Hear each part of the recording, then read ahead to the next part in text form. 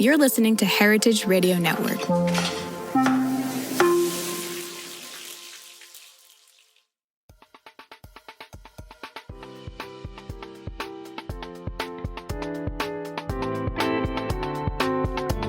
All right, this is Amuse News. Welcome back. My name is RJ. I'm your host. This is your destination for food news and conversation. I'm really excited today to talk to a person who makes some really, really interesting spirits. We have a bunch of stuff to talk about. I want to tell you a few things first, and I will be back later this week with more news and another guest. But as always, if you think there are things that I should be covering in terms of food news and what's going on in the food world, please hit us up on social, any of the HRN channels. The first thing I want to tell you all about is that we are doing a 15th anniversary event. It's a kind of a gala style event in Philadelphia on September 29th. We're calling it a feast for the senses. It's going to be an unforgettable night of food, music, and conversation. It's going to be at the Ardmore Music Hall, which is about 5 minutes from my house where I am right now. We're going to have a collaborative and exciting menu from two Best of Philly chefs, Eli Collins and Randy Rucker. It's going to be a 4-course food and beverage pairing, live music from Spaga featuring Aaron Magner of the Disco Biscuits, and a conversation about food and music led by Eli Culp of Delicious City Philly and other ventures. There is going to be a ticket link in the bio, or you can go to heritageradionetwork.org/feast. We're really excited about this event, and it all helps to support our education program. So if you're in the Philly area, you want to come down and check out what Philly's all about and see a couple Best of Philly chefs in action and have some of their food, check it out. The other thing I wanted to just appreciate, KCRW's show Good Food. The podcast featured a story from Meat and Three. I've talked about this on the show before, but we did an episode of Meat and Three about the complicated history of pralines, and I actually had Jessica Gingrich, who was the lead producer of this episode. I had her on this show a couple months back, but KCRW did a really interesting episode with two reporters, Margie Mason and Robin McDowell, who were looking into labor in our food chain that comes from maximum security prisons. And they did a lot of in-depth reporting, and turns out, maybe not surprising to people, but it turns out there are many, many products that we get food-wise that have some origination in our prison system. And as part of this episode, Good Food and the KCRW team included part of our Meat and Three episode. So we got to hear Jess's story a little bit more, and on a big platform, and in the context of this broader conversation about the prison system and food. And it was really interesting, and appreciate those guys. Okay. So those are the two things I want to tell you about real quick. I am going to, in 1 second, bring on my guest.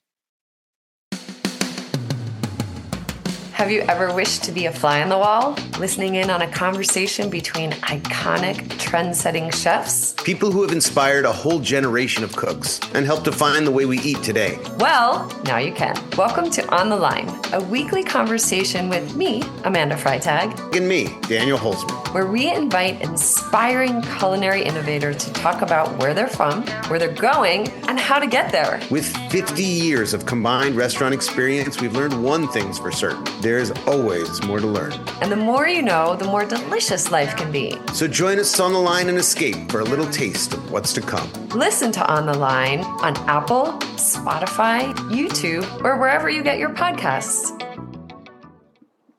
Okay. I am here with Manya.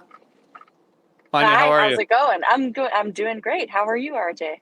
I'm doing well. So you, this first of all, this company is really interesting. The Industrious Spirit Company. I got to drink some of the Seaflow Ocean Gin earlier this summer, and I really loved it. I love the combination of gin flavors that you'd expect, along with like this briny flavor that reminded me of the sea. I drank it with some, I think maybe lemon seltzer. Yeah. It was really good, and I appreciated you all sending that to me and reaching out. But I guess let's start talking about this gin. Can we talk about that really quick and just tell us like how this idea of bringing kind of like a salinity to gin and the sea idea to gin, which I wouldn't really expect, how that all came together? Oh yeah, absolutely. So we're based in the ocean state of Rhode Island, and we love everything that comes out of the ocean. We're big fans of oysters, and we opened our business in March of 2020, which in some ways was not the most auspicious time to be starting something. And we basically were sitting around and toasting, surviving our first year in business. We were enjoying some oysters at a local spot and some cocktails, and we started thinking about why nobody had ever combined those two things into a spirit. So that was the genesis for our oyster vodka, which was the first ever oyster vodka, first of its kind. And then we quickly wanted to follow that up with a gin as well. So we'd already been using oysters in a previous product. And for the gin, we really wanted to add in some seaweed as well. We ended up using sea lettuce. And so the combination of the seaweed and the local oysters, we actually put the whole oysters into our still, gives it this really nice, briny quality that you're mentioning. It sort of calls up the ocean. Thank you for explaining that. And I guess a follow-up question there is just how unusual is it to use I hesitate to say using seafood in the creation of, spirits, but that is kind of what you did here. And I actually have, maybe I'm just uncultured in terms of, how you can make vodka and gin even more interesting, but is it abnormal? I wouldn't say it's super normal. There's a couple folks who've done some things with green crabs. The folks at Tamworth. That's really a fun one. So I think we can, there's a very small category here. But yeah, no, I wouldn't say it's a super usual thing. I mean, that's something that you know for folks who are excited about flavor and adventurous, of course this is something that they want to try. For your average consumer, we definitely get a lot of wait, what? So and then of course once people try the products, they understand that the flavors aren't so far out there. They're really reminiscent of a lot of other things that people already are enjoying, but sometimes you have to kind of get over that hump to get somebody who might not be excited about trying something new excited about trying something new. Can you tell us a little? I want to hear more about the kind of the process that you use, because I know there's so much focus on regeneration and other, organic ingredients. But how did the company start? The what? Sorry, the company. How did the company start? Oh, how did the company start? Yeah, so there are really kind of two big threads or strands of ISCO's DNA. We call the company ISCO for short. And they really are, as you mentioned, the sustainability piece is huge. I was really personally looking to do something that was regenerative farming adjacent, but not being a said regenerative farmer myself. Spirits are an amazing way to transform agricultural products into something shelf stable and delicious, and tell the story of the ingredients, where something came from. And so that's one really big piece. The other big piece is that we come out of a creative community based in Providence, Rhode Island. So we're makers. We're on an old steel yard. Used to be the Providence Steel and Iron Company. They made structural and ornamental steel for over 100 years, and we're really proud to continue that tradition of making on the site, in albeit a different way. So it's really those two pieces that led us to start the company, kind of bringing, we see ourselves as sort of a connector, right? We're in this urban environment, but we're really, really connected to what's happening on the land where, the farm where our organic corn is grown. We really wanted to know our farmer, to support the kind of farming techniques that we were really excited about. And we're also really in tune with what's happening, at the ocean, which for us, happily, is not so far away. But we're really excited about, how aquaculture can, both create amazingly delicious things, contribute to ecosystem services, help clean the oceans.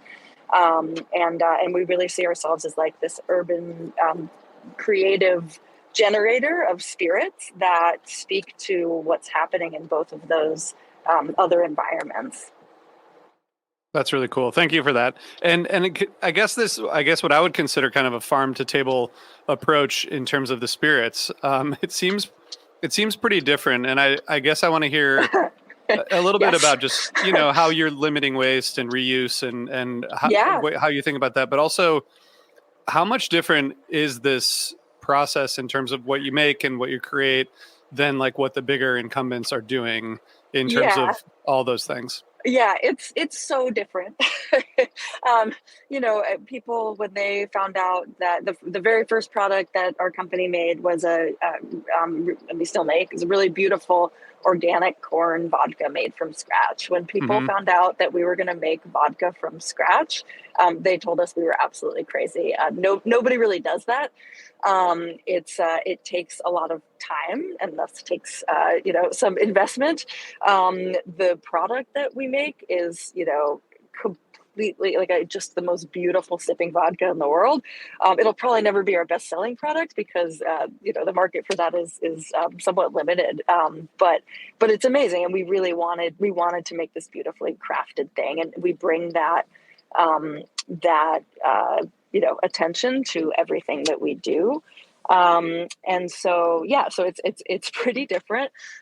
So one of the things that we make a lot of our products entirely from scratch. That's about a 2-month long process to make our base spirit, which is basically the neutral spirit that we oops, sorry, hold on one second. Sorry about that. Apologies. So it takes us about 2 months to do the base spirit. Sometimes we work with organic corn neutral spirit that we source from other organic farms, depending on the product that we're making. It's nice to be able to have both things kind of in our back pocket. And we also we work a lot with different grains. We do work a lot with organic corn, but we also work a lot with other types of grains that aren't as well known, some heirloom grains, things that have interesting stories that left the U.S. for a long time, have been brought back. So those are some of the different ones that we use for that. We work with this partner farm to source our organic corn.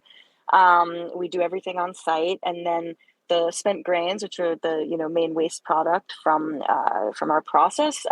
We have a local farmer who comes and picks them up a couple times a week, feeds them to his pigs and cows primarily, and so that's a really nice way to be still part of the cycle. The oyster shells that are the byproduct of the oyster vodka and the oyster gin. For the moment, those have been going to a compost facility. They don't really break down, but they sort of haven't been hurting anything there. We're working on looking for other things to do with those as well.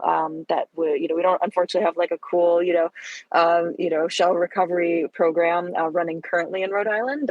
But people are still talking about it, which would be really nice to get going.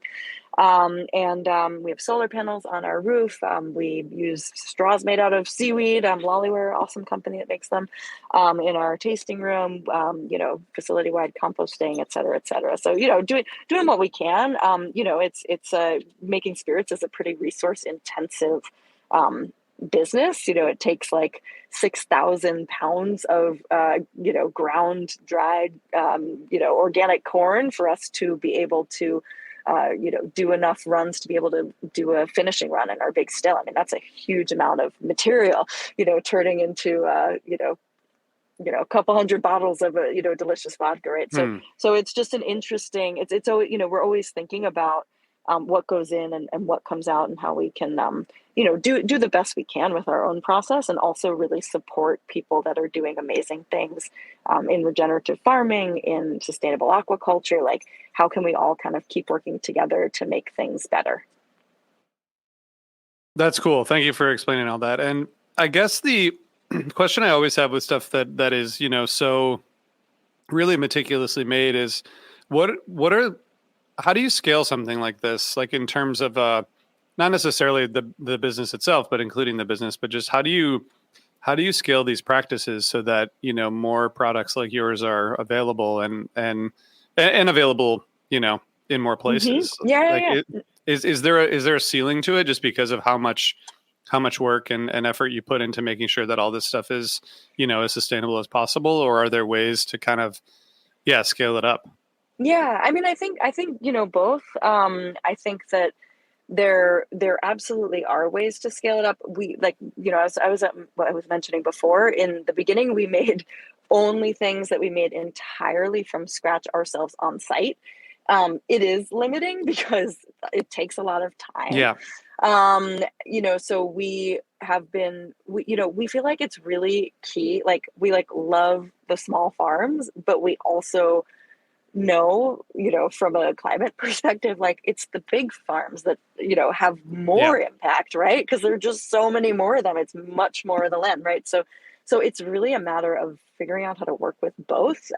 So, I was mentioning before that we make some products now where we're still working with organic corn. So we're still supporting organic farmers, but we're working with a facility that can produce spirits in a much, more efficient way than we can. And then we're able to kind of work at both scales, which is something that I think is really key.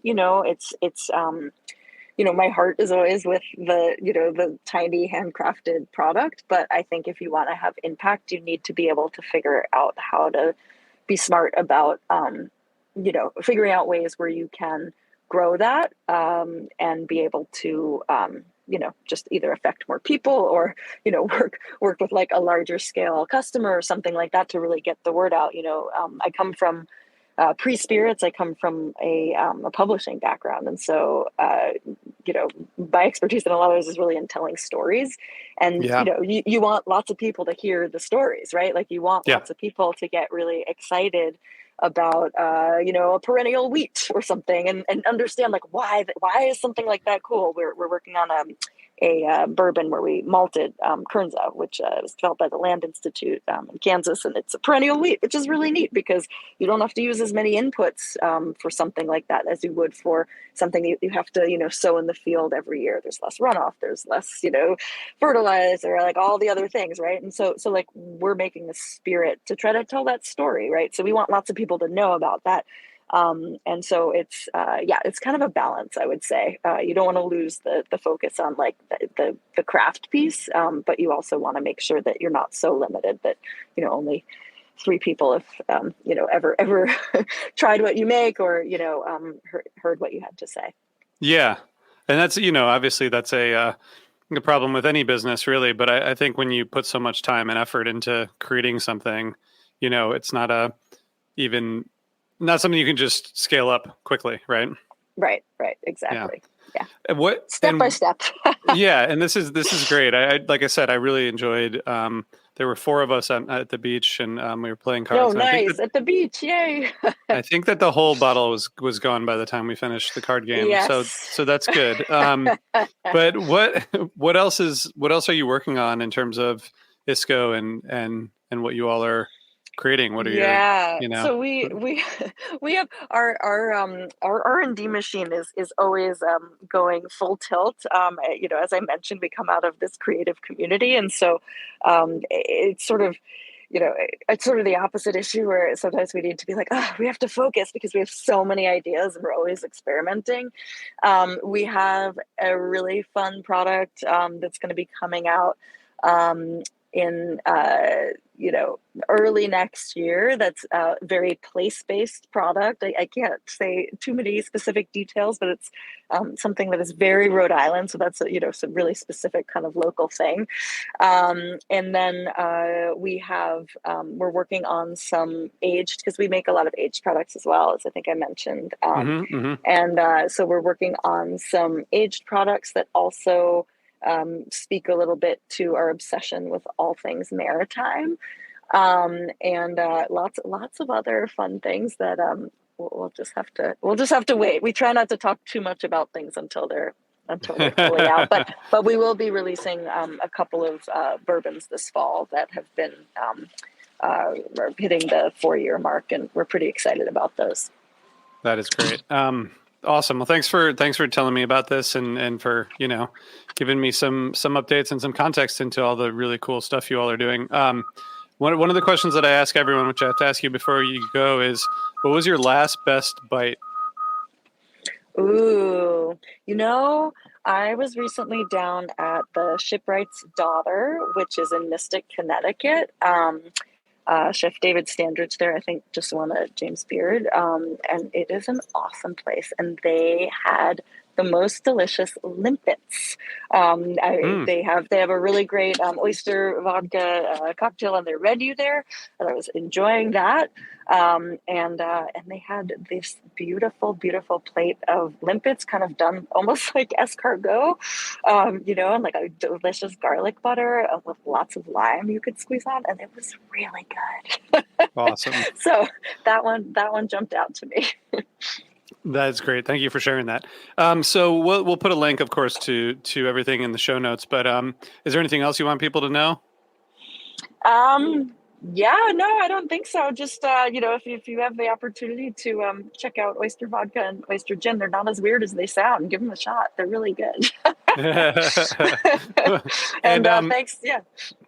Yeah, thanks for coming on. Sorry to interrupt. I was going to say I'm sad that I was out of town. I think I was actually at the beach when I got invited to this cool event in New York that involved it seemed like it was going to be pretty fun. A sunset boat tour with some of this gin, which sounds amazing. Have you been doing more of that kind of stuff? Yeah, and the one that you mentioned, so that was with, I guess I should have mentioned this when you asked about anything else to mention. So we donate a portion of proceeds from every bottle of oyster gin and oyster vodka to a regionally based nonprofit that works doing like good work in the ocean, whether it's supporting regenerative aquaculture practices or ecosystem services or something like that. So we've been partnering with the Billion Oyster Project in New York City, who are trying to put 1 billion oysters back into New York Harbor by 2036, and they're on track to exceed that goal, which is very, very cool. Not oysters to eat, but oysters to help clean the harbor. And provide wildlife habitat and things like that, and hurricane barriers. Very cool. So actually, awesome. It was their boat that we went out on, and so we toured all projects. It's quite lovely. We're going to be launching later this fall, and we're in talks with the Blue Ocean Society, is a New Hampshire-based nonprofit who works a lot with some very cool whale science, actually, which is really amazing. We're talking about doing like some fun whale watch activities with them and some beach cleanups and things like that. We're going to be partnering with the Maine Aquaculture Association, the oldest association of shellfish and sea vegetable farmers in the nation, when we launch in Maine later this year.